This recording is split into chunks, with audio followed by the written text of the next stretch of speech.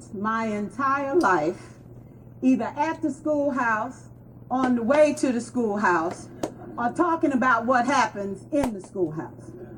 Both my parents were educators. My maternal grandparents were educators. And for the past 40 years, I've done the same thing. And so needless to say, over those years, I've had a chance to look at education reform from a lot of perspectives. Some of those reforms have been good, some of them have been not so good. And we know why kids drop out. We know why kids don't learn. It's either poverty, low attendance, negative peer influences. We know why. But one of the things that we never discuss, or we rarely discuss, is the value and importance of human connection. Relationships. James Comer says that no significant learning can occur without a significant relationship. George Washington Carver says all learning is understanding relationships. Everyone in this room has been affected by a teacher or an adult. For years, I have watched people teach. I have looked at the best and I've looked at some of the worst. A colleague said to me one time, they don't pay me to like the kids. They pay me to teach a lesson. The kids should learn it. I should teach it. They should learn it. Case closed. Well, I said to her, you know, kids don't learn from people they don't like.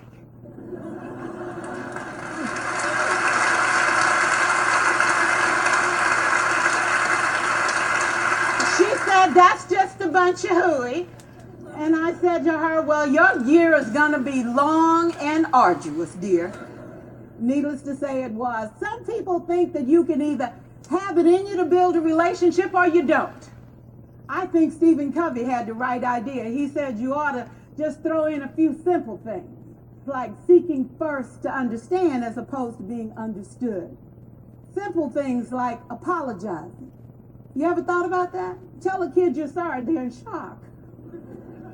I taught a lesson once on ratios. I'm not real good with math, but I was working on it. And I got back and looked at that teacher edition. I taught the whole lesson wrong. So I came back to class the next day and I said, look, guys, I need to apologize. I taught the whole lesson wrong. I'm so sorry. I said, that's okay, Miss Pearson. You were so excited. We just let you go.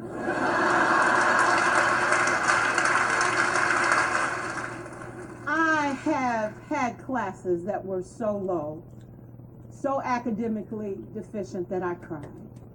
I wondered, how am I going to take this group in 9 months from where they are to where they need to be?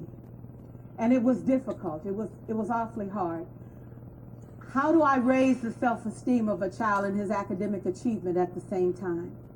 One year I came up with a bright idea. I told all my students, you were chosen to be in my class because I am the best teacher and you are the best students. They put us all together so we could show everybody else how to do it. One of the students said, really? I said, really? We have to show the other classes how to do it. So when we walk down the hall, people will notice us. So you can't make noise. You just have to strut. And I gave him a saying to say, I am somebody. I was somebody when I came. I'll be a better somebody when I leave. I am powerful and I am strong. I deserve the education that I get here. I have things to do, people to impress, and places to go. And they said, yeah. You say it long enough, it starts to be a part of you. And so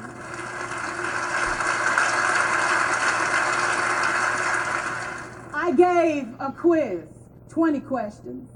Student missed 18. I put a +2 on his paper and a big smiley face. He said, Miss Pearson, is this an F? I said, yes. He said, then why'd you put a smiley face? I said, because you on the roll. You got 2 right, you didn't miss them all. I said, and when we review this, won't you do better? He said, yes, ma'am, I can do better. You see, -18 sucks all the life out of you. +2 said, I ain't all bad.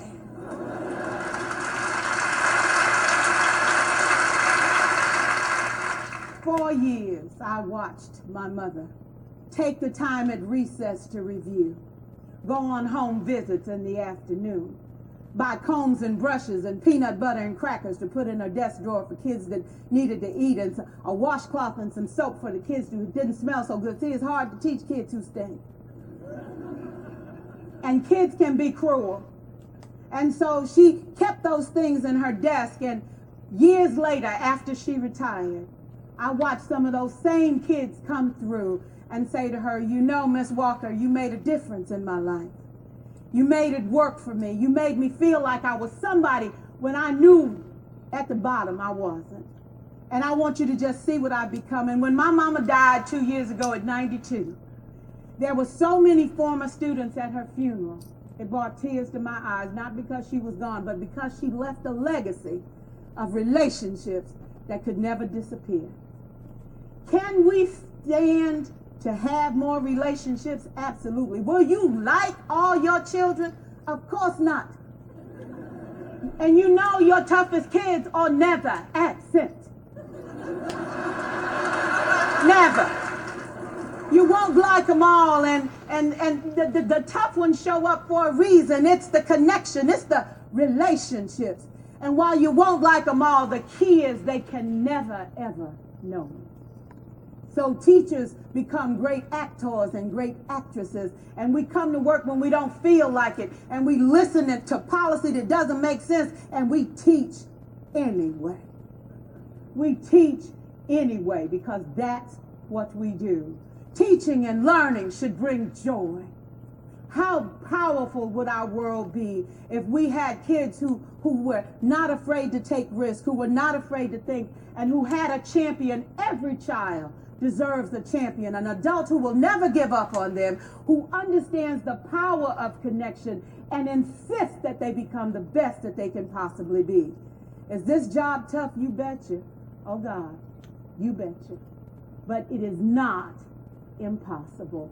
We can do this. We're educators. We're born to make a difference. Thank you so much.